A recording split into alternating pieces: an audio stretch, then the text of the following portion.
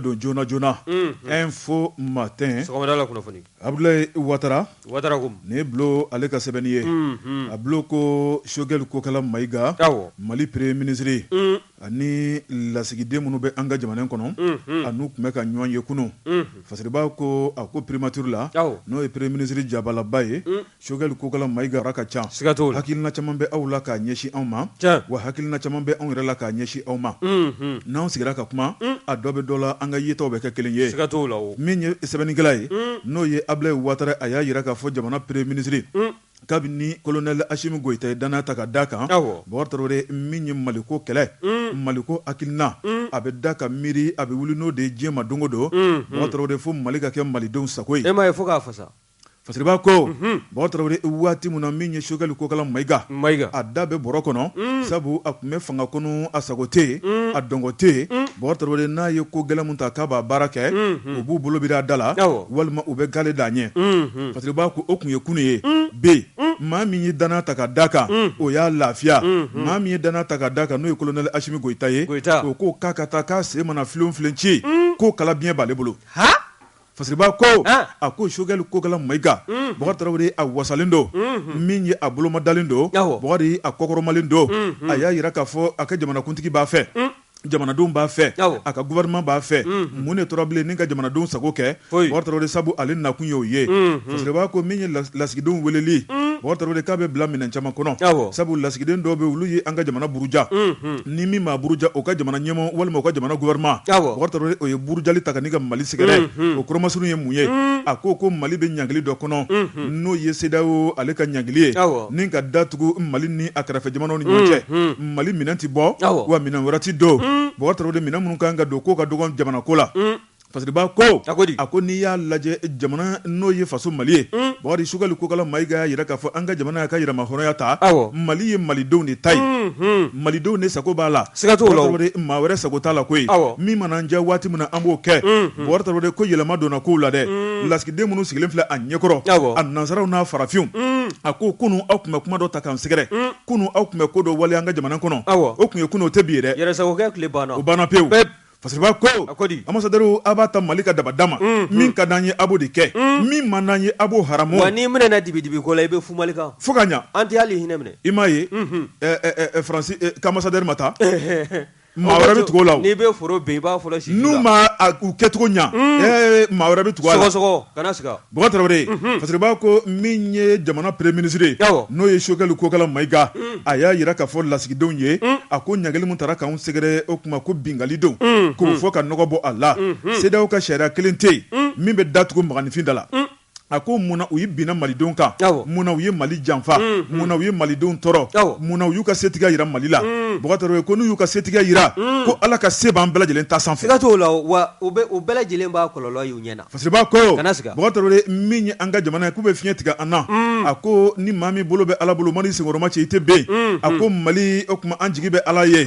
Mali an bolomadalen don Ala kan Bokar Traoré min ye Mali o kuma Ala de b'an ka latigɛw kɛ a ko min kɔni an ka jamana ye a tɛ to tɔɔrɔ kɔnɔ a tɛ to janfa kɔnɔ maa minnu bɛ ka janfa ta ka Mali sɛgɛrɛ k'u ka sabali ko n'o tɛ k'u bɛna malo ayiwa a daminɛna o Fasiriba ko a ko min ye jamana gouvernement ɲɛmaa n'o ye Dr Choguel Kokala Maïga ye Bokar a y'a ɲini lasigidenw fɛ o tuma u bɛ se ka ko kɛ Mali ka bɛn ni Mali ka basigi Bokar Traoré u ko baara taama n'o tɛ min bɛna ni malidenw fɔli ye ɲɔgɔn kɔ min bɛna ni Mali burujali ye walima min bɛna ni lakana baliya sabatilen Mali kɔnɔ ko kana k'u ka baarakɛbaa ye min ye u k'u kɔ don o la malidenw k'an kɛ kelen ye o tuma k'u k'an k'o de boloda k'a bɛ fɛn kelen f'u ye Mali gɛlɛya caman bɛ ko kalafili donko ye bɛɛ fanga donni Mali kɔnɔ san 2092 kalafili mun bolodara Bokar Traoré k'a kɛra jɛlenya kɔnɔna la o kɔfɛ kalafili caman bɛ k'a si ma kɛ jɛlenya kɔnɔ malidenw k'u furugu ka bila ɲɛma la ka bila fanga la k'a bɛɛ lajɛlen kalafili labɛnbaliya ye ko munna k'u b'an bolo tuma min k'a dan ko diyagoya k'an ka kalafili labɛn o tɛ ɲɛ a tɛ kɛ yan fana Fasiriba ko Choguel Kokala Maïga ko Mali bɛ kundama min na an bɛ bamancɛ wale kɔnɔna la min ye terrorisiw kɛn bɛ ka jamana in labɔ jamana in kunu ani bi ko kelenw tɛ min ye colonel Assimi Goïta danaya mun ta k'a d'ale kan k'a daminɛ o don juin kalo kana bila bi la Mali ye furanni mun kɛ Mali ye wulikajɔ min kɛ Bokar Traoré ko dogolen tɛ maa si la don o don min ye armée malienne ye wari k'u bɛ ka sebaya de sɔrɔ ka dugudenw lafiya a ko tɛ kɛ dagasunɔgɔ kɔnɔna la dɛ o bɛ kɛ dabali ni fɛɛrɛ de kɔnɔ a ko o dabali n'o fɛɛrɛ min ye kalafili kura ka sira furan ka jɛ Baba Tarawele k'u k'an to an k'an ka baara boloda fɔlɔ o tuma ko maa minnu tɛ jamana in ka hɛrɛ fɛ o tuma k'olu de bɛ fɛ ka an ka kalafili kura kɛ nin ka jamana na segin kɔrɔlen kɔnɔna la k'o tɛ malidenw sago ye kunnafoni filɛ nin ye an ye min bɔ info matin kɔnɔ Ablaye Watara ale ka sɛbɛnni don Ablaye Watara ka fara info matin fasirilijɛkulu kan an b'u bɛɛ lajɛlen fo o kuma min bɛ taa dugutigi bulon na o t'a bɔ dugutigiden k'i kunda kogo la ni ne tɛgɛ don ni sɛbɛn bɛ bɔ sɛbɛn min k'a ma ko sɔri de Bamako sɔri de Bamako nin ye Elhaji Mahamadu Gaba nin ye a ka wulikajɔ ye Mahamadu Gaba ko min ye anw ka jamana ye k'e ko sɔnna a tɛ ɲini ka san kelen dafalen bɔ wa an bɛ ci bi taa b'a la ko jamana in k'a b'a la ka ɲɔ ka fori k'a sɔrɔ dɛmɛbagaw minnu bɛ nafolo di ka bɔ kɔ kan k'a sɔrɔ ka dɔrɔmɛ kelen ma don an kungo la ko nin y'a san kelen ye jamana jɔn b'a sen fila kan hali n'a sɔrɔla gɛlɛyaw bɛ yen bawo n'i y'a ta k'a lajɛ min ye CEDEAO ɲɛmɔgɔ ka taa se UEMOA ɲɛmɔgɔ ma nin bɛɛ lajɛlen ye jamana ɲɛmɔgɔ ka wulikajɔ ye o jɛkuluba fila olu de y'u fanga fara ɲɔgɔn kan min ye janvier kalo tile 9 tɛmɛlen ye ka bɛn karidon dɔ ma ka ɲagili ta ni ka ɲɛsin anw ka jamana ma wa n'i y'a ta k'a lajɛ a ɲagili a bamuru yangalen kɔ ka na bɔgɔ bila i b'a ye k'a fɔ gɛlɛyaw caman kɔni bɛ yen nka min ye jamanaden ye bɛɛ lajɛlen sewalen bɛ ni gɛlɛya in ye wa bɛɛ lajɛlen kɛn bɛ k'i jɔ i kolo la waasa jamana in a bɛ se ka bɔ dingɛ kɔnɔ cogo min na politisiyɛnw n'o ye politikimaaw ye u y'a tintin k'a don dingɛ jugu min kɔnɔna na a ka se ka bɔ o kɔnɔna na fanga mara bɛ maa minnu bolo bi n'o ye autorité de la transition ye o maa ninnu kɛn bɛ k'u cɛsiri ka baara kuma minnu boloda o baara ninnu bɛɛ lajɛlen bɛ se ka sira sɔrɔ cogo min na min ye Elhaji Mahamadu Gaba ye a dasila nin bɛɛ lajɛlen ma a y'a jira k'a fɔ min ye wulikajɔ ye o kɔni o bɔ bɛ ka sabati i n'a fɔ i datula la cogo min na anw ka cɛmancɛrɔ fangabulon ɲɛma n'o ye Dr Sogɛl Kokala Mayiga ye a y'a jira a ka laseli dɔ senfɛ a ye kunnafoni ta ni k'a sarada ka ɲɛsin min ye turkikaw ka agence de presse dɔ ka wulikajɔ ye olu kɔni kun nana ka n'a ɲininka n'o ye agence turque Anadolu ye olu nana ɲininka a dalakan na wa fɛɛrɛ minnu bɛ a bolo ani gɛlɛya minnu n'o bɛ jamana faso Maliba kan hakilina minnu bɛ a la a y'o kɔni olu kɛlen kɔ ka ɲininkaliw kɛ a la o jaabiw kɔmasegi senfɛ a y'i da kɔni a y'a ci ka bɔ ɲɔgɔn na bawo a y'a jira k'a fɔ jamana in a dogolen tɛ maa na jamana in i n'a fɔ n da tula la cogo min na san kelen don an bɛ ɲini k'o dafasa min ye gɛlɛya ye jamana bɛɛ o kɔnɔna na nka o ma kɛ sabu ye k'an taabolo caman yɛlɛma min ye anw ka jamana ye an bɛɛ lajɛlen cɛsirilen don jamana in bɛ se ka don da kelen fɛ ka bɔ da kelen fɛ cogo min na gɛlɛyaw ni bamajiya walew ta bɛ ka jamana fa minnu sɛgɛrɛ olu bɛɛ lajɛlen bɛ se ka don bala ko wa ko min ye olu yɛrɛ ka wulikajɔ jɔnjɔn ye dɛ o de ye bamajiya wale n'o ye terrorisme ye jatigɛ wale kɛbaaw kɛn bɛ ka daga don jamanaden minnu dala jamana fan wɛrɛw fɛ olu ka dagakisɛ bilen bɛ se ka sama ka b'u dala cogo min na o kɔni ka wulikajɔ ɲɛsin b'o ma o tɛ taa hakilinaw damadɔ tali kɔ n'o de ye ka minɛ ɲumanw ɲini k'o di anw ka finitigilakaw ma n'o ye forces armées maliennes ye olu ka se ka équipement ɲɛnama sɔrɔ o fana bɔlen koyi ko san damadɔ laban in na ko ni nin waati ninnu dɛ ko nin ɲɔgɔnna ma deli ka kɛ anw ka faso Maliba kɔnɔna na min ye dɔ farali ye fonctionnaires sara kan n'o y'an ka forobacakɛlaw sarako ye o sara o yakubalen k'o yanga bonya ani ka taa se sɔrɔsiw ka minɛnsanko ma ko kɔni o kɛn bɛ fɛn ye fɛn min ni maa bɛ se ka kala turu a kan min b'a jira k'a fɔ waati ni don nataw kɔnɔna na gɛlɛya don cɛn don an b'a kɔnɔ bi ko nka ko waati nataw ni san nataw la jamana in k'a bɛ lafiya bawo n'i y'a ta k'a lajɛ o bɛɛ lajɛlen kɔfɛ a datula fɛn min fana na o de ye laseli dɔ bɔla ni ka kɛ fasirikɛ b'a ye o ko ta ni ka o maana min ye anw ka ministre min n'o ɲɛsin bɛ an ka nafoloko ni sɔrɔko ma n'o ye économie et finance ye min n'o ye Aluseni Sanu ye ale ye laseli dɔ kɛ n'o ye communiqué ye k'a jira communiqué in kɔni a fasirila ni k'a bila ni bɛɛ lajɛlen bɔla a kalama ka bɛn ni février kalo tile 3 tɛmɛlen san 2022 min kɔnɔ ko y'a jira k'a fɔ jamana faso Maliba a bɛ sugubulon minnu sanfɛla la ani maa wɛrɛ minnu bɛ yen n'olu ni jamana yɛrɛ tɛgɛ di mɛ ɲɔgɔn ma sanni feere hukumu kɔnɔna na olu ka nafolo min n'o bɛ faso Maliba la o kɔni n'i y'a bɛɛ lajɛlen fara ɲɔgɔn kan k'a dagosi ka bon kosɛbɛ a bɛ t'i jɔ se fɔ wari miliyari fila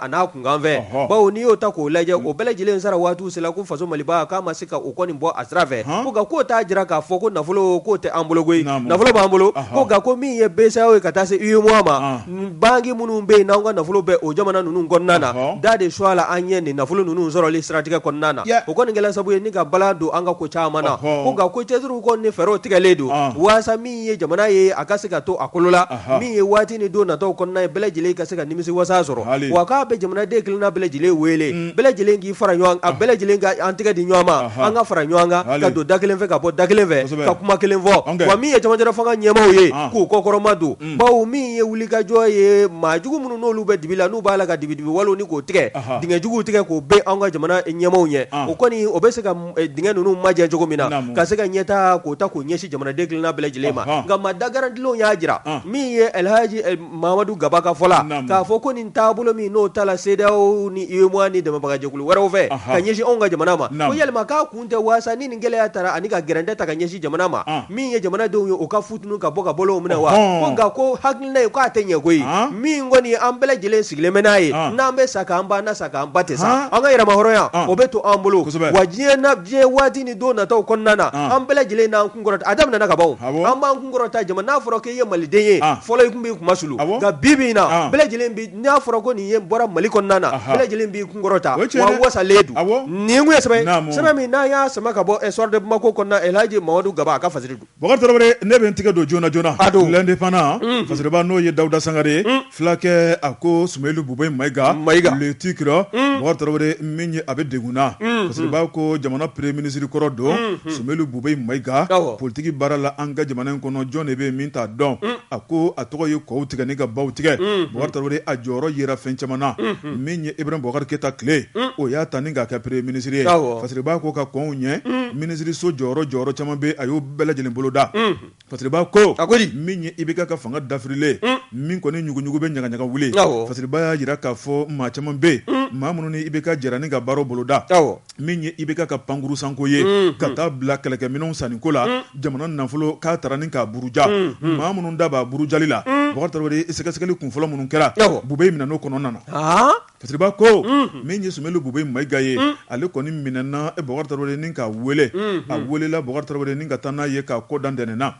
a ko n'i ye ko taabolo lajɛ Bɔkari Tarawele utukalo dɔ tile 26 Bubɛ Mayiga san 2021 na u ye wele bila mo ni ka taa n'a ye kasobonba la Bɔkari Tarawele ka taa ka kasokɔnɔsigi latigɛ k'a daminɛ o don Bɔkari Tarawele min ye Bubɛ ye a kɛmɛ kasoladen ye fasiriba ko a ko Bubɛ kɔni a ka surunandonbaw u y'a da tulu la ni k'a da jaba la Bɔkari Tarawele ni ka fiɲɛ bɔ dani ɲini n'o ye liberté provisoire ye min kɔni kiritigɛlaw ko kalasha fasiriba ko min ye Bubɛ ye a minɛna minɛnko min kama dɛ Bɔkari Tarawele o kuma ko de bɛ sidɔn Bɔkari Tarawele min ye faso wari dunko don fasiriba ko a ko Bubɛ kɔni a sigilen k'a ko dan tɛnɛnna ni ka sanajɛ ka dugu lajɛ ni ka tila ka yɛrɛbakun lajɛ Bɔkari hakili jiginna ji jiginna ton na fasiriba ko kaso maɲi fasiriba ko Bɔkari Tarawele min ye Bubɛ ye taayɔrɔ t'a la bolodayɔrɔ t'a bolo dugu bɛ jɛ k'a to yɔrɔ min na su bɛ ko k'a to yɔrɔ kelen na a bɛ dumuni kɛ yɔrɔ min na a bɛ sunɔgɔ yɔrɔ kelen na Bɔkari Tarawele taama ko kuma tɛ yen vérité ninnu bɛ min a jɛman ni finman olu bɛ so kɛ u bɛ so fanga maɲi dɛ Bɔkari Tarawele fasiriba ko min ye Bubɛ ye fariganw nana wuli a fɛ Bɔkari tile 1 tile 2 Bubɛ kɔni nana timinangoya ni ka farikolo kɔni ka ni pasa Bɔkari Tarawele ka sin ka bana yuguba fari fan bɛɛ lajɛlen kɔnɔ banakɔrɔ bɛɛ wulila fasiriba ko Bɔkari Tarawele cɛman cɛ bolo a ko Bubɛ ka surunlandonbaw u ye laɲini kɛ min y'a ka furakɛlikɛlaw olu kɔni y'a jira k'a fɔ Bubɛ bɛ kundama min na k'a ka bila ka taa furakɛ jamana kɔfɛ ko n'o tɛ farigan min bɛ Bubɛ la k'a maɲi don dɔ n delila ka kuma dɔ f'i ye a nalen tɛ nin ye tugun n'i bɛ fanga na don min na i jɛ nin yɔrɔ fin n'a sɔrɔla a kun ye instruction di k'a to premier ministre ya la a ye minɛ ɲɛnamaw ɲini ka bila an ka dɔgɔtɔrɔsow la a bɛ fɔ k'a ka taa jamana kɔ kan a tɛ furakɛ yan wa a bɛ furakɛ yan n'ale furakɛla ka ban yanni turu in bɛ se ale ma jamanaden dɔw tɛ furakɛ wa kosɛbɛ o don dɛ ɲɛmaw aw ka sabali n'aw kɛra ɲɛmaa ye aw ka fɛn k'aw ka jamana ye o de don dɛ Bɔkari Tarawele Dawuda Sangare ko a ko Sumailu Bubɛ Mayiga ka furakɛlikɛlaw ye laɲini kɛ nka min ye jamana ɲɛmaaw ye ko kalasha min ye Bubɛ ye k'a tɛ bɔ jamana in dafɛ dɔgɔtɔrɔso minnu b'an ka jamana in kɔnɔ k'a b'a wasa don olu la fasiriba ko a taara ni ka taa n'a ye kiliniki dɔ la min ye furakɛli kɛrɛnkɛrɛnnen ye Bɔkari Tarawele o kuma k'a daminɛ décembre kalo tile 15 fo bi an bɛ don min na ko bi a bɛ furakɛli la Bɔkari bana dɛsɛ bɛ ka ban fasiriba ko nin waati labanw na février kalo tile 6 tile 3 tɛmɛnen min ye Bubɛ ka denbaya ye Bɔkari olu kana bɔ ni kuma dɔ ye koyi min man di ye sabu Bubɛ ye a ka denbaya o bɛ tali kɛ a muso n'a balimaw la ka taa bila a denw na Bɔkari u y'a jira k'a fɔ k'olu wulila Bubɛ lajɛli la min ye a bɛ kiliniki mun na kiliniki tɔgɔ ma fɔ a ko Bubé bɛ maa minnu ka bolo kan clinique kɔnɔna la Boubacar Traoré o ye sécurité d'état maaw ye a ko sécurité d'état cɛbaw u sigilen bɛ Bubé dala a b'a ka bana dilan kan u ni marifa jɔn bɛ a dala Boubacar Traoré o kuma kulu balila ka mun ye février kalo tile 3 tɛmɛnen u ko maa ti don a kan bilen k'a ni maa ti ɲɔgɔn ye a muso wo a den wo a ka médecin wo a ka avocat wo maaw ma ko ye Bubé ka maa ye min ye sécurité d'état maaw ko maa si tɛ don a kan bilen o décision taara février kalo tile 3 ayiwa Fasiriba ko munna min ye o sariya tara Boubacar Traoré a dɔnbaa ye fanga tigilamɔgɔw ye Fasiriba ko min ye Bubé ka denba maaw ye u dimina u dusu kasira u kamana gɔnna munna olu ɲɛ ti da Bubé kan mun de kelen bɛ yen Fasiriba ko min kɔni o yamaruya o kan ka bɔ Cour suprême na Boubacar Traoré ko ban bɛ ne ka permis di nin waati la Fasiriba ko siga kɔni tɛ min na Bubé kunkan ko k'a bɛ ka gɛlɛya ka taa fɛ Bubé fari ma jo Bubé bɛɛ bolola a nɔ minɛlen bɛ waridunko la ni Bubé jora kiiri bɛna kɛ ka bɛn ni kun jumɛn ye waati jumɛn ye a ko ɲininkali o to min bɛ yen kunnafoni filɛ nin ye an ye min bɔ indépendant ka Dawuda Sangare ale ka sɛbɛnni don Dawuda Sangare ka fara indépendant maaw kan an b'u bɛɛ lajɛlen fo Bois Jabate Joni Jalaki tɛ maa ni dugumɛnɛ cɛ sigiyɔrɔ Furanga jɛko ɲuman kɔ ni ne in tɛgɛ don ni sɛbɛn bɛ bɔ sɛbɛn min n'o k'a ma ko le témoin seere le témoin maa min ka wulikajɔ ye nin ye o ye Amidou Keita ye Amidou ko min ye CNPM ye k'an ka taa ye dɛ min ye tosira tɔ ye k'an ka gwan ko n'i y'a ta k'a lajɛ min ye Mamadou Sinse Kulibali ye ka taa se Amadou Jajɛ Sangare ma o kɔni ni maa fila kɔni ka kulu olu tɛ cila ɲɔgɔn na min ye CNPM n'o ye Conseil national de patronat du Mali ye o nɔfɛ o ɲɛmaya bulon o jɔyɔrɔ o nɔfɛ n'i y'a ta k'a lajɛ hakilinajigi min ye Mamadou Sinse Kulibali ye ale de tun bɛ ɲɛmaya nɔfɛ ye a ye ɲɛmaya yɛrɛ sɔrɔ ka waati jan kɛ a la wa kɔsada fɛ i b'a ye k'a fɔ min ye Amadou Sangare ni bɛɛ lajɛlen b'a wele ko Jajɛ ale n'a ka maaw de nana wuli ko min ye kalata ye o ka se ka bolo da o bolodaliw kɔfɛ i b'a ye k'a fɔ jaabiw bɔra ka bin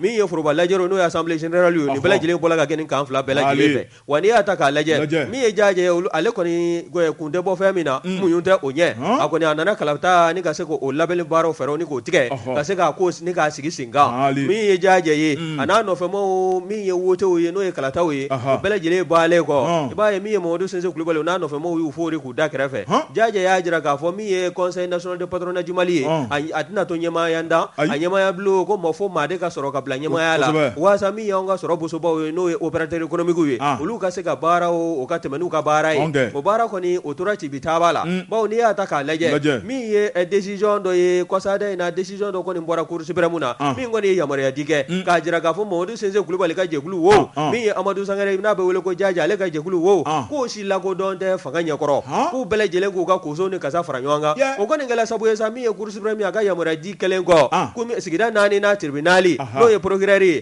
ale kɔni ye gendarme wele n'o ye gendarmerie nationale élément ye o cɛdenw farala ɲɔgɔn kan ka bɛn février kalo tile 2 ma san 2022 u taara CNPM jabala la amdala sey kɔnɔna na ka se ka taa maaw maa bɛ n'o ye Amadou Jajɛ Sangare ka maaw ye u n'u ka mansiw n'u ka kosow ni kasaw k'a bɛɛ lajɛlen ni k'a bɛɛ lajɛlen salo ka n'a da dugu ma k'a fɔ ko yan wa k'a minɛ bi o donni kama n'o ye février kalo tile 2 ye fo ka taa fɔ waati min kɛla fo ka taa fɔ kalata kurakɛla u tɛ fɛ ka mansi munumunutɔla ye CNPM kɔnɔ o kɔni kɛla sabu ye min ye hali a ko nɛgɛw ye nin bɛɛ lajɛlen falenna bawo n'i ye décision yɛrɛ ta k'a lajɛ halisa hakilinajigi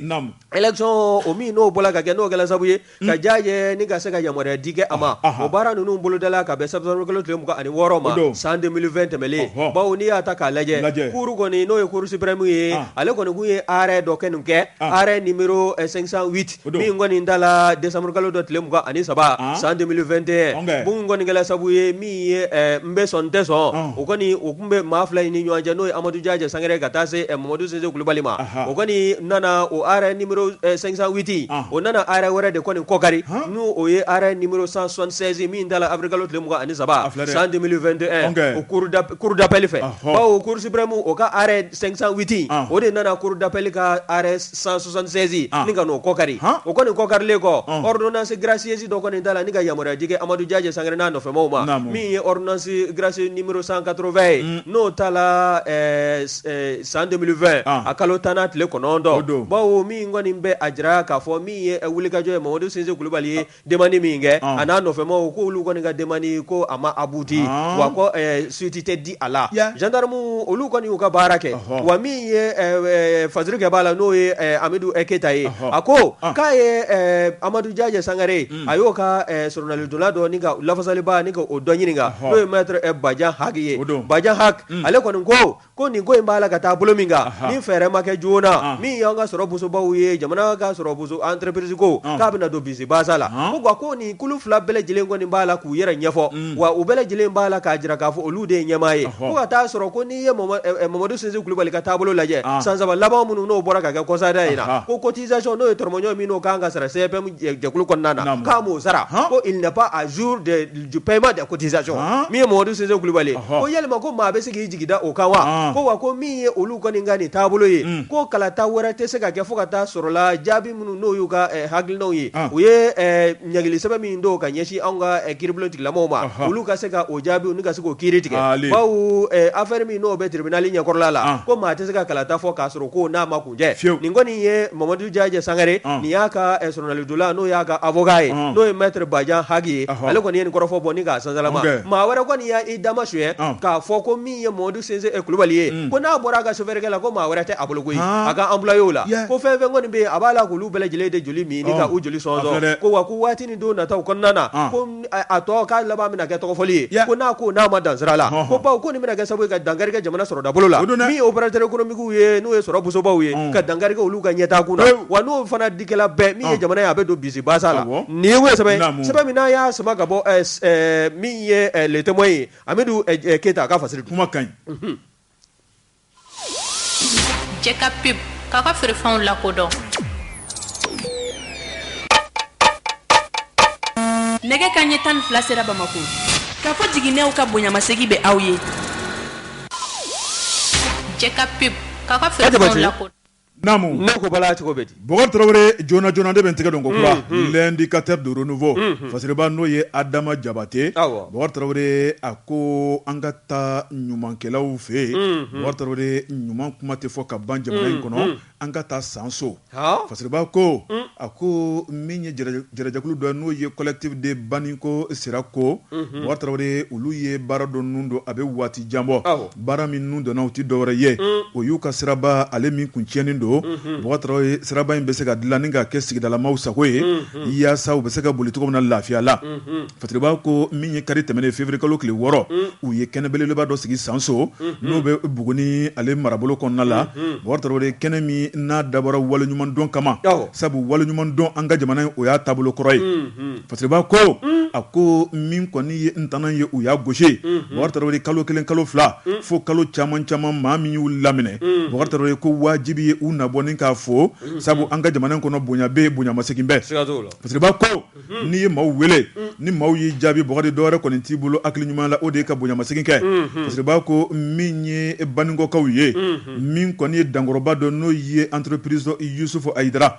Bokar u ye foli ni waleɲumandɔn foli ta ni k'a sɛgɛrɛ Bokar k'a jira k'a fɔ k'a n'a ka fasoden ɲumanya k'a ni ce a yɛrɛ ye Bokar Traoré yɛrɛ ci ka ko ɲuman o ni foli ka kan a bɛ se k'a ban Bokar i n'a fɔ maa caman y'i ban cogo min na fasiriba ko politique maa minnu bɛ u dagosi ka bon kosɛbɛ Bokar ko maa ma kala don ɲina ka bɛn n'a ye koyi a bara ta ni campagne waatu sera maaw de bɛ wuli dununfɔ ni balafɔ maaw de bɛ wuli yɛrɛ yira la maaw de wuli n bɛ se nin na o tuma min kɔni sigilamɔgɔw yɛrɛ mago bɛ fɛn min na e bɛ so la e ma se k'o boloda politique o tuma a dabɔra campagne dɔrɔn de waati ka bon wa fasiriba ko Bokar Traoré min ta tɛ politique ko ye min ta tɛ campagne ko ye wa min yɛrɛ ta tɛ tɔgɔɲini ye min ta ye fasoden ɲumanya ye faso kanu sigilamɔgɔw kanu Bokar ala kɛmɛ ka dɔrɔmɛ 2 don a garisɛgɛ la ni k'o tila ni maaw cɛ o y'i kun don a kɔrɔ fasiriba ko min ye sigidalamɔgɔw kun mago bɛ sira min na Bokar Traoré a ye disi dɔw la ni ka sira k'a dilan ka kɛ sigidalamɔgɔw sago ye Bokar Traoré bɛɛ lajɛlen kɔni y'a fɔ kilomètre 40 bɔɲɔnko mɔgɔw y'a fɔ tanuni la mɔgɔw y'a fɔ sewa kɔnɔna la k'a jira k'a fɔ k'a ni ce a yɛrɛ ye Bokar n'i ya ala k'i sara n'i y'a digilen maa min na i ma ɲuman kɛ dɛ siga t'o la n'o tɛ dangali tɛ duwawu don ɲumanba de don karisa ala k'i sara Fasiba ko Baba Tarawele o dɔrɔn tɛ min ye commune kɔnɔna ye a y'i sigi ka jateminɛ kɛ ni ka kɔfilɛ kɛ Baba Tarawele duguden minnu bɛ n'u ye laɲini boloda la u ka laɲini kɛra ka ɲɛsin fɛn minnu ma a y'i disi da o fana na Fasiba ko min ye Bani ko Sira ko maa min kɔni kumana denmisɛnw tɔgɔ la jɛrɛjɛkulu min sigira sira in dilanni la o de ye Zumana Sidibe Zumana Sidibe ko n'i ko nisɔndiyabatɔ ma k'a ka tasuma fifa n'a nunji ma fa daji b'a fa a ko kuma t'ulu da min ye RN30 ye Baba Tarawele sira in kun cɛnnen don ka se kundama min ma maaw ka bolibolili a ka gɛlɛn kosɛbɛ u ye bɛɛ lajɛlen wele min kɔni entreprise Yusufu Hayidara olu de y'u jaabi a ko u filɛ n'o kunnawolo kɛnɛ kan u filɛ n'o nisɔndiya kɛnɛ kan u bɛ entreprise fɔ hali bi ko Ala ka siniɲɛsigi ɲuman d'a ma Ala k'u ka laɲiniw sabati min ye hali bi Mulayi S Kulubali ale kɔni fana kumana collectif tɔgɔ la a y'a yira k'a fɔ k'o dɔrɔn tɛ olu ka collectif ka kɛlɛ o bɛ tali kɛ fɛn caman kan min ye sigida yiriwali ye Baba Tarawele sigida yiriwali ko n'u y'o fana fɔ abada ko dugu tɛ yiriwa abada bana kan min kɔni ye kɛnɛya minɛnw ye k'o taara k'o di kɛnɛyaso ma parce que b'a ko nin bɛɛ lajɛlen ye nisɔndiya belebeleba ye banabaatɔ bɛ da fɛn minnu kan n'o ye matelas ye Baba taara ni k'o di kɛnɛyaso caman ma a ko maa min y'o ta k'o di hali bi o ye cɛ kelen n'o de ye PDG entreprise Yusufu Hayidara parce que b'a ko a ko dɔrɔn fana ko tɛ a ko n'i y'a lajɛ denmisɛnw ka sigi tɛ diya dugu kɔnɔna la k'u sigilen to k'u dan bere bɔlen to Baba de f'u ka nisɔndiya boloda f'u ka sewa ni muguri kɛ u b'o kɛ ni dɔn ye dɔn bɛ kɛ ni dɔnkɛlafɛn jumɛn ye o de ye appareil de sonorisation k'o fana sanna ka d'u ma parce que b'a ko o kana taa to dɔnkolonkɛ in dɔrɔn na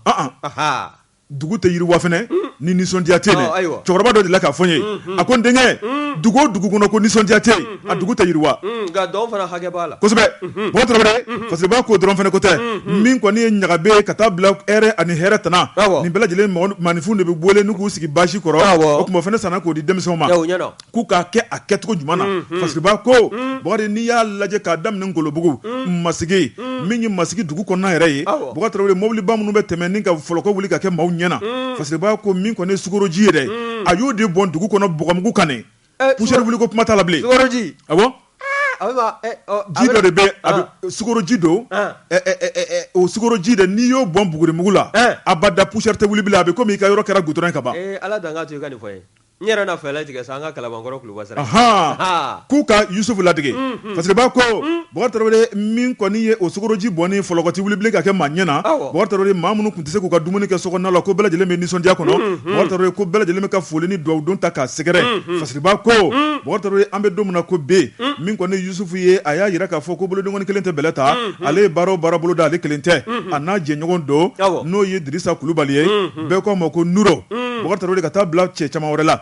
u ka bolo ni ɲɔgɔn ma o de y'u se ni kundama in kɔnɔna la o tuma min kɔni marché caman bɛ yen o b'a bolo morila min kɔnɔna la Baba Tarawele a bɛ nafolo sɔrɔ a b'a tila ani sigidalamaw ni ɲɔgɔn cɛ sabu ale ka entreprise u bɛ so jɔ u bɛ siraba dilanw kɛ parce que b'a ko min ye politikimaw ye collectif kɔni y'a yira k'a fɔ u ka misali ta Yusufu kan Yusufu filɛ nin ka baara ɲuman ta k'olu ka sigida sɛgɛrɛ n'o ye Bani ko Joyila Masigi ka taa bila fo Sanso o tuma ko bi k'olu ka commune kɔnɔna la Baba Tarawele ko hɛrɛ ni kelenya ani baden ko de bɛ Ala ni cɛba in sababu fɛ o tuma ko nin kan ka kɛ misali ka ɲɛsin diɲɛ bɛɛ lajɛlen ma Jabate a fɔla tan de kunnafoni filɛ nin ye n'i ye nafolomugu sɔrɔ yanni i k'a kuncɛ n'i ye nafolomugu sɔrɔ a t'o maanifu ka bɔ i nɔ ma nin ye tiɲɛ ye nafolo b'e bolo e tɛ wuli tɔgɔ ɲini fɛ n'e ma jɔyɔrɔ ɲini daminɛ nafa jumɛn b'i la nafa foyi tɛ yen Bakari nin bɛ hakili jigin musoba dɔ la n'o ye Fatumata Ɲani ye ale fana ye musoba ye ale fana ka baara ye baɲumankɛ baaraw de ye an ka jamana in kɔnɔ k'a daminɛ Kayi fo Bamakɔ yan yatimɛw falatɔw muso cɛsabatɔw ye Baba Tarawele ka taa bila denmisɛnnin minnu bɛ yɔliyɔli la bɔlɔnfurancɛw kɔnɔ a bɛ ka dɛmɛ de ta k'u sɛgɛrɛ ani banajugu kɔnɔna la Bakari i b'i to kɔ dɔ la ka kɔ wɛrɛ mɔnɔ Bakari muso in a bɛ baara la jamana in kɔnɔ dɛ n y'a tɔgɔ mɛn koyi Fatumata Batuli Ɲani ayiwa maa min bɛ ɲumanya kɛ o n'o nana fɔ k'a b'a kan bɔ jɔyɔrɔ ɲini nɔfɛ nin ye a bɛ k'a kɛ a tɛ ka jɔyɔrɔ ɲini fɔlɔ mun tora bɛɛ lajɛlen n'a nana jɔyɔrɔ ɲini daminɛ mun na aw bɛɛ bɛ tugu a kɔ dɛ comment l'indicateur du renouveau an ye nin sɔrɔ a kɔnɔ Adama Jabate ale ka sɛbɛnni don Adama Jabate ka fara indicateur du renouveau ɲɛmaaya bulon kan an b'u bɛɛ lajɛlen fo hali Baba Jabate ko sentigɛ bɛ tigɛ maa min banabaatɔ min ka bana fura kari nka k'a tebi tɛ masɔrɔ o la ni ne ye n tɛgɛ don ni sɛbɛn bɛ bɔ sɛbɛn min n'o k'a ma ko Nouvelle Horizon nin ye Mahamana Touré nin ye a ka wuli ka jɔ ye Mahamani ko min ye Farabugu ye o min kɔni kɛla i b'a fɔ jamana bɛ jamana kɔnɔ o min ni bamanjiya walekɛbaw n'o ye jatigɛ walekɛbaw n'o ye terroriste ye n'o kun t'an bɛ yen daminɛ maanifinw dala yen kɔnɔna na ni kɔngɔ ni minɔgɔ fo ka taa se bana ma n'o kɛla sabu maa caman sata ye yɔrɔ kofɔlen in na e ko Farabugu k'a ma libéré wa a kɔni min ye bamanjila Farabugu totalement libéré hala danga nin kɛ armée nga kere ba ko farabugu kɛra jamana ye dugu datugulen don dugudenw da la o yɛlɛla maa tɛ don maa tɛ bɔ armée min y'o ka force armée malienne ye o y'u jɛni yɔrɔ fin nin kɔrɔfɔ in sɔrɔla maa min da kɔnɔ fasirikɛ b'a ka fɔ la o de ye colonel Sulemani Danbele ye ale de ye DIRPA o ɲɛmaaba ye n'i ye Sulemani ka maana ta k'a lajɛ a ko min ye wulikajɔ nɛgɛjuru kalankalalen kɔ ka ɲɛsin a ma min ye Nouvel Horizon fasirikɛba n'o ye Mahamani Touré o kɛlen kɔ k'a wele waasa ko ye ni k'a sɛbɛntiya a y'a jira k'a fɔ ko min ye farabugu ye a tun bɛ gɛrɛntɛ min kɔnɔna na a tun bɛ gɛlɛya min kɔnɔna na min ni gɛrɛntɛ senfɛ ni maa caman ko n'olu nin tola ko dafɛ ala ni furakɛli baliya fo ka taa se dumuni taya ma o kɔni k'o banna bibi na nka a ma fɛsɛfɛsɛli n'o nanzarakan fɔlɔ ko détail a m'o da a kan wa min ye fasirikɛba ye a y'a dɔn min ye don kibaru tilamɔ ye n'o ye journaliste ye i tɛ dan fankelen lamɛnni ma a ye fan dɔ fana wele min ye farabugu kɔnɔna ye maire ka dangan fɔlɔ n'o ye Zumana Kulubali ye Zumana welelen kɔ Zumana ko kɔrɔfɔ min fɔla ko cɛn dogo ye nka ko ale kɔni bɛ fɛn min fɛ o de ye a ko in k'a ko kana sama fɔlɔ k'a ko fɔ a ka taa kunjɛ ko bawo n'i ye nisɔndiya n'a daminɛna n'i tola ka to k'i da filifili a kow la e tɛ ko minnu ɲɛdɔn e t'a gundola kow ɲɛdɔn kosɛbɛ k'a bɛ kɛ sabu ye minnu b'a la ka baara kɛ ka bisibasa don u ka baara la nin kɔrɔfɔ in kɔni bɔla ka bin min ye kari tɛmɛlen ye n'o bɛnna février tile 6 ma san 2022 wa n'i y'a ta k'a lajɛ min ye anw ka finitigilakaw ye o dolen kɔ farabugu kɔnɔna na o kɔni i y'a dɔn fɔlɔ an tun bɛ min dɔn o de y'a ko gɛlɛyalen pankuru de tun bɛ pan dɔrɔn ka na dumuni fili ka jigin dugu kɔnɔ o dabila la min ye aranfɔri ye n'o ye Magoya ye Sorasiw la n bɛɛ lajɛlen de kɔni taara sira fɛ fo farabugu kɔnɔna na farabugu min ye o taala o tɛgɛnankolon ma taa koyi min ye Tɔni Bahu ye o kɔni taara n'o ye Sumana dumunifɛn na ka t'o di dugudenw ma wa cɛkɔrɔba dɔw bɛ olu kɔni bɛ dugawu kɔni na badabada u y'a jira k'a fɔ ko min ye colonel Asimu Goyita ye k'Ala k'a ka fanga jiidi min ye docteur Sogɛl Kokala Mayiga ye a n'a ka ministres k'u bɛ dugawu k'u bɛɛ lajɛlen ye wa jɛɲɔgɔnjugu minnu ni fɛɛrɛjugu tigɛbaa minnu bɛ jamana kɔ kan k'a ka jɛ u ka ciden minnu b'an ka jamana kɔnɔna na k'Ala ka bonɛ y'u bɛɛ lajɛlen kunna min ye wulikajɔ ye nisɔndiya o kɔni o tun bɛ farabugu kɔnɔna na wa min ye anw ka finitigilakaw ye o kɔni u bɛ wulikajɔ la wa min ye DIRPA ɲɛmaa ye n'o ye colonel Sulemani Danbele ye ale kɔni y'a jira k'a fɔ bi min o bɛ bɛn tarata ma ni san 2022 in kɔnɔna na u kɔni sisadani na ani don kibaru tilamɔw kɔni bɛ kari ɲɔgɔn na min ye laadalako ye kunnafoni minnu ani opération minnu bɛ kɛ terrain kan k'o jaabiw bɔ ni ka di don kibaru tilamɔw ma o waatiw bɛɛ senna k'a n'i da don a la farabugu yɛrɛ a minɛna cogo min na ani wulikajɔ minnu kɛla anw ka finitigilakaw fɛ k'i da don la ni k'a bɛɛ lajɛlen walawala waati ni don nataw kɔnɔna na ko o fana n'a kɛ fasiri ye Mahamani Touré ka fɔ la ka se k'o da jamanaden bɛɛ lajɛlen tulo kan ko ka ko farabugu k'a fɔ ko gɛrɛntɛ b'u dala bibi in na k'o bɛɛ lajɛlen banna pewu min ye paysans ye n'o y'an ka cikɛlaw ye olu minnu jigi b'u ka foro kan kɛrɛnkɛrɛnnen min ye maloforow ye o min n'o kun tigɛ bɛ u la Bamajilakaw fɛ n'o jatigɛwale kɛbaaw n'o ye terroristes ye k'a fɔ ko maanifinw ka forow kɔni bɛ u ka sagoyaw la bibi in na o bɛ don ka bɔ cogo min ka di u ye wa min ye maa tɛ yen ko maa bɛ gɛrɛntɛ sigi u da la min kɔni ye farabugu ye maa bɛ se k'a fɔ o min kɔni kun t'an bɛ ka kɛ jamana yɛrɛ jugulamaw olu ka sɔnnikɔrɔfɛn ye n'o b'a la k'anw ka finitigilakaw tigɛli ma n'a ye k'a kɔrɔfɔ k'a banna bi ka bi février tile 6 san 2022 min ye farabugu ye farabugu ka denw kɔni bɛ taa ni ka segi la hakilisigi ni basigi kɔ wa ko armée donna ye wa u ma bɔ fana nin kun ye sɛbɛn ye sɛbɛn min n'a y'a sama ka bɔ Nouvel Horizon kɔnɔna na Mahamani Touré a ka fasiri don armée n'o janjo bɛ f'u ye o armée nin ba ma jɛ wale nin bɛ ban sa a bɛ ban nganaw ngana minɛ nganaw a ta y'a ka ko ye siga t'o la an b'a kɔ o tuma Mamutu an bɛ dɛgɛ min o bɛ bɛn jɛ ka pep k'a ka feerefɛnw lakodɔn Africa Malitel le fɔlɔ ye kodumanw na nin février kalo tile 8 sanba 2022 a ye crédit sanni pannen carte wali ni mouvement ye kɛmɛ o kɛmɛ aw ye 100 crédit frankan sɔrɔ min bɛ baara kɛ naamu n taara n nana dantigɛli bato la ne ko bala cogo bɛ Njɔ Bɔkari ne bɛ n tɛgɛ don joona soir de Bamako Yusuf Konate nin ye ale ka sɛbɛnni ye Yusuf ko a ko an ka finitigilakaw kɛrɛnkɛrɛnnenya la min ye ba polisiw ye Bɔkari Tarawele k'u ye wulikajɔba dɔ kɛ ko sira jara Fasiriba ko a ko lakanabaliya bandiya Bɔkari min ye kolankolon ye ka taa bila tiɲɛni jugu la maa minnu ka baaraw ye an ka sigida kɔnɔna la Bɔkari ni ka wulikajɔ kɛ k'olu fiyɛ k'olu ɲini k'olu dɔn ni k'olu salo k'olu bɔ jama cɛ la Bɔkari Tarawele tiɲɛni ka se ka dɔgɔya Fasiriba ko min ye polisiw ka ɲɛmayasoba ale de ye ni ŋaniya siri sen kan Bɔkari min ye sibiri tɛmɛnen février kalo tile 5 wuli ka jɔ belebeleba o kɛra min ye polisiw ye Bɔkari Tarawele ka jateminɛ kɛ yɔrɔ damadɔ bɛ yen k'o lajɛ ni ka mɔmɔli ta k'olu sɛgɛrɛ i n'a fɔ Laginɛ place Jikɔrɔni Para parce que b'a ko Laginɛ place Jikɔrɔni Para o tɛ bikola kuma ye Bɔkari Tarawele min ye tiɲɛnikɛlaw ye u fan dalen bɛ yen min ye tiɲɛnikɛlaw ye Bɔkari Tarawele n'u ye tiɲɛni kɛ ka boli ka t'u dogo yen parce que b'a ko polisiw y'o kumaw bɛɛ lajɛlen sɛgɛsɛgɛ k'o dɔn tuma min na dɛ u taara karangɛda bɛɛ lajɛlen suwa u cunen kɛnɛ kan Bɔkari Tarawele min kɔni ye mɔmɔli ye min ye tiɲɛnikɛla min ko k'a bɛ boli u b'o siri k'o da maa 100 ani maa 17 u ye tɛgɛ ta ka da olu kan Bɔkari Tarawele maa 100 ni maa 17 muso 6 b'o la olu kɔni ye cogo i b'a dɔn k'a fɔ ninnu ye tiɲɛnikɛlaw ye parce que b'a ko o dɔrɔn tɛ min ye moto 22 ye u y'o salo ka bɔ yen o fana kɔfɛ Bɔkari min ye carton 80 ani carton 2 ye u y'o fana salo min ye furakisɛw ye ka taa bila ɲɛnaminimafɛnw na Bɔkari Tarawele o de bɛ o carton 82 kɔnɔ o dɔrɔn fana tɛ min ye manaforoko belebeleba dɔ bɛ n'o ye manaforoko belebeleba dɔ ye Bɔkari Tarawele binjugu kungo kɔnɔ n'o ye chambre indien juin i bɛna n bila kuma de la sa kuma dɛ i bila kuma na kuma ɲɛnaminifɛn sisima kuma ayiwa kuma kɛlɛ wɛrɛ fɔ an ka taa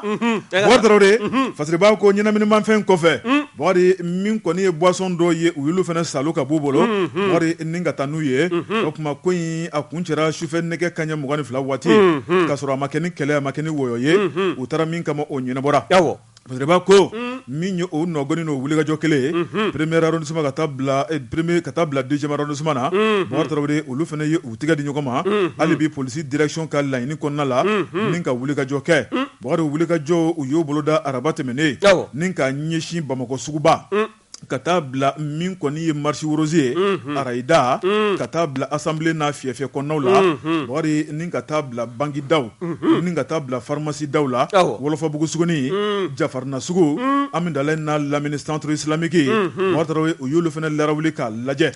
maa minnu bɛ yen n'o ye bandiw ye maa minnu b'u yɛrɛ kɛ fatɔ ye Bɔkari ni ka t'u da tile fɛ su fɛ u bɛ wuli ka don maaw kan u ye nin bɛɛ lajɛlen salo parce que b'a ko nin wulikajɔ min kɛra polisiw fɛ Bɔkari Tarawele ko nafa belebeleba o yera polisiw u sisalama jɔnkalo ka baara ka ɲi n'o tɛ o waati dɔ la man kun kɛ mɔgɔw kun tigɛ b'u la i m'a ye polisi DGA directeur général adjoint Cheikhna Magasuba Jaki min tun bɛ CSR la n'a bɔra CSR la ka taa 12e arrondissement na ka bɔ 12e na ka taa kɛ DR ye Sikaso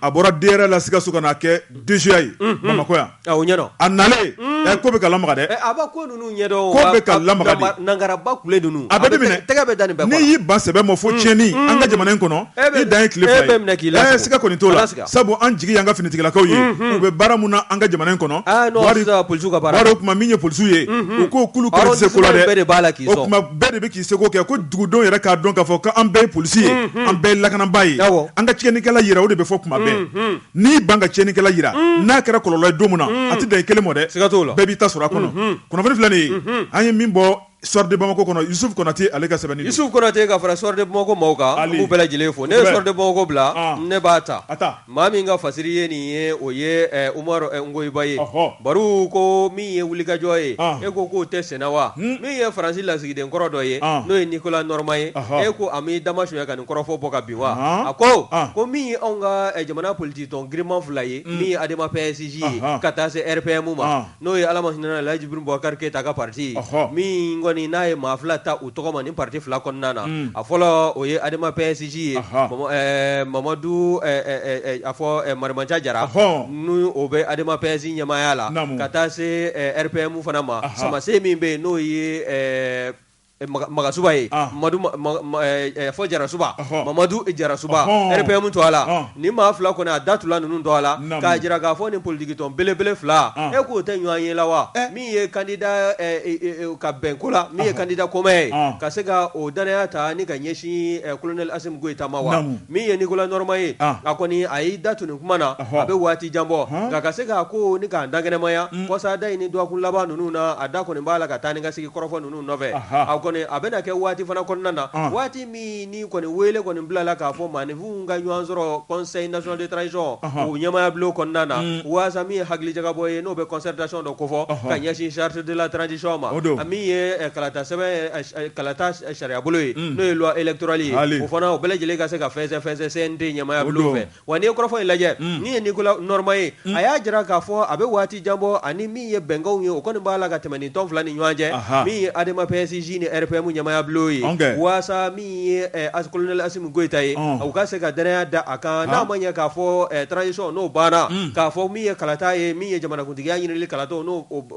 fɛrɛ dayɛlɛla min ye colonel Assimi Goïta ye a ka se ka kɛ u ka cɛbɔ ye kɔrɔfɔ in kɔni maa kɔni bɛ se k'a fɔ a kɔrɔfɔ maa tɛ se ka kalatura a kan kosɛbɛ bawo min ye colonel Assimi Goïta ye kɔrɔfɔ in b'a la k'a fɔ a bɛ waati jan bɔ a yɛrɛ tɛ ka kaladu in ɲina ka bɛn ni a ye wa a ma i dama suɲɛ k'a fɔ fana k'a fɔ k'a na kɛ candidat fana ye min kɔni ye nin ko ninnu ye Nicolas Norma ale min ye Faransi lasigiden kɔrɔ ye ale kɔni b'a la ka nin kɔrɔfɔ ninnu sansalama ko bɛnkanw kɔni b'a la ka tɛmɛ ni ɲɔgɔn cɛ e ko sɔɔni a tɛ mɛn jɛkulu belebele bɛna sigi sen kan n'o bɛ synergie des partis politiques ani société civile olu bɛ se ka fara ɲɔgɔn kan tɔnba min kɔnɔna na ani politique tɔn wɛrɛ minnu bɛ yen n'u tɔn in hakilina bɛna diya u ye u ka se ka fara ɲɔgɔn kan ka se k'a ko ni ka se k'a kolo giriya min ye maa fila in ye da kɔni bɛ u tɔ a la min ye Jarasuba ye ka taa se Mariamaja Jara ma n kɔni ko b'a la ka fɛlɛ ni dabali bɛɛ lajɛlen tigɛ min ye colonel Assimi Goïta ye hali n'a sɔrɔla a ma kuma a ka se ka kɛ u ka candidat ye kalata ni o ko daminɛna a ka se ka kɛ u ka candidat ye ni tɔn belebele fila tɔra ka fara politique tɔn wɛrɛ minnu bɛ yen n'olu bɛna danaya da u kan ka fara u kan ka u ka synergie ni ka se k'a kolo giriya min ye fasiri kɛbaa ye n'o ye Umaru Angoyiba ye Umaru ko min ye waati ni don nataw kɔnɔna ye hali n'a sɔrɔla colonel Assimi Goïta a ma se ka nin ko ye ni ka se ka maaninfinw u fara ka bɔ ɲɔgɔn na min ye waati ni don nataw ye ani waati tɛmɛnlenw na min ye Isa Kawujimi ye k'ale kun y'i da to a la bon waati min na a bɛ ɲɛmaa danga naaniya la CNT kɔnɔ a y'a jira k'a fɔ min ye Assimi Goïta ye ko ni transition banna ka danaya bɛ da a kan a ka i kan labɔ jamanakuntigiya nɔfɛ wa ko a danaya mana da kan ko maaw bɛ da la fana ko k'a ta k'a kɛ jamanakuntigi ye o kɔni ye nin kɔrɔfɔ bɔ ka tɛmɛ waati tɛmɛnlenw na ko yalima o kɔrɔfɔ ye k'a bɛ na to senna ka se ka sukokan ye ni k'a dangɛnɛmaya wa ɲininkali bɔ bɛ ka kɛ nin ko ye sɛbɛn min n'a y'a sama ka bɔ soir de Bamako kɔnɔna na Umaru Angoyiba a ka fasiri don Umaru Angoyiba baro kolontigi Bakari an b'a fɔ ale min ka kunnafoni bɛ an ka bi kuma kuncɛ Bakari ka sɛbɛnnikɛlaw bɛɛ fo fasiri kɛbaaw sabu n'i y'a mɛn an b'an sigi k'an kan sana yɛlɛ Bakari dɔw de bɛ magan kɛ anw ta ye k'an da don a la ni k'a lakale nka olu ani an bɛɛ lajɛlen bɛ kurun kelen kɔnɔ Bakari an bɛ bi ta bila yan yanni an bɛ wuli waleɲumandɔ foli an b'o to k'o ta waati ni waati o bɛ baara diya Dirisa Kone ale u k'a ma ko BAD ale bɛ Madugula bana Bakari ale ye taji feerela ye o kuma o filɛ nin masigi fɛ Bakari o kuma a b'an lamɛn waati bɛɛ lajɛlen kɔnɔ an b'a fɔ ko Ala ka sugu kɛ tama Dirisa Kulubali ale yi u k'a ma ko Nuoro u k'a ma Nuro o kuma Nuoro o kuma min ye Nuoro Bakari Nuoro an b'a fɔ ka waleɲuman dɔn ale ye chef d'entreprise YH ye an bɛ Nuoro fɔ ka waleɲuman dɔn ani a baarakɛɲɔgɔn min ye Yusufu Ayidara ye an b'a fɔ ka waleɲuman dɔn ale min ye PDG ye n'o ye YH ye Bakari an bɛ Vie Danbele fo ale bɛ Tabakɔrɔ min ye Tabakɔrɔ min na dan tɛ foli mun na min ye entreprise Kabala Mali Batukunɛ Jakite marakakɛ n'a ka hakilina an b'a fɔ ka waleɲuman dɔn commerce général la filɛ ni Titibugu la an ma ɲinɛ Samu Mariko kɔ ale bɛ Sanso mairie don kɛrɛnkɛrɛnnenya la Bakari min ye Elhadji Mohamed Sako holding ale PDG ba don Kɛnzanbugu commune 2 la y'a Blacɛ Daw association dɛmɛtɔn ɲɛmaaba don radio Fafeke an b'a fɔ ka waleɲuman dɔn ale ni radio Fafeke directeur du programme Sen Daw ye Elhadji Bɛɲare Zeniti Eri ale ɲɛmaaba Batoma Kayatu ka taa bila madame Sabake an b'u bɛɛ lajɛlen fo dantɛ foli min na min ye dankɔrɔba in ye a bɛ Marɔkɔ n'o ye chef escadron Lassina Tamba Keyita commandant groupement territorial de gendarmerie de Bamako a bɛɛ kalan kɛrɛnkɛrɛnnenya la Marɔkɔ sɔɔni kalan bɛ kuncɛ Ala ka dɔ fara jala kan ni kalan kuncɛra ka segin jamana in kɔnɔ kataba 4 o de bɛ na lamaga min ye ka lakana k'a kologirinya nin ka se sɔrɔ jugu kan e ko cogo di bɔjabata an bɛ min da o kan o de ye foli ni talo an b'o ta k'o ɲɛsin Jɛnɛba Sidibe ma ale ye polisi ye 15e arrondissement na Bako Jikɔrɔna Seyi la ka taa se min ye Kani Sidibe ma ale fana ye polisi ye a bɛ baara la commissariat min n'o filɛ nin ye Kalabankɔrɔ kɔnɔna na an bɛ a fana fo fo ka taa se min ye boutique électronique de la nation Umaru Dia a n'a badenw électronique minɛ suguya ni mako jɔla la ni wulila ka se i bɛ nimisi wasa sɔrɔ min ye Mamudu Dumiya ye ale ye Imam Mamudu Diko ale y'o ka chauffeur a b'an lamɛn jamu in tɛ pan a kan min ye Tijani Nɔsako Alusalam Warmɛ bɛɛ lajɛlenw ye butigitigiw ye Kalabankɔrɔ tournant na an b'u bɛɛ lajɛlen fo fo ka taa se Ankunjo Luc Togo ma ale filɛ nin ye a ka bureau kɔnɔ maison des aînés na a b'an lamɛn min ye Abdurahmane Sanogo ye chargé de projet do Ageroute la jamu in a tɛ pan a kunna fo ka taa se min ye Amadu Togola Mercedes Togola ani min ye Togola Couture nin bɛɛ lajɛlen ye maa kelen ka magɔ ye n'o ye Amadu Togola ye Ɲamakɔrɔ kurani sirababilenba in da la min ye Museli Gundo ye o kɔni bɛɛ a bolo Amara Samake maire signataire do Ɲamakɔrɔ mairie la an b'a fana fo fo ka taa se min ye Bakari Sidi Jabate ma chef sécurité physique du personnel BDMSA an b'a fana personnel BDMSA an b'a fana personnel BDMSA an b'a fana personnel BDMSA an b'a fana personnel BDMSA an b'a fana personnel BDMSA an b'a fana personnel BDMSA an b'a fana personnel BDMSA an b'a fana personnel BDMSA an b'a fana personnel BDMSA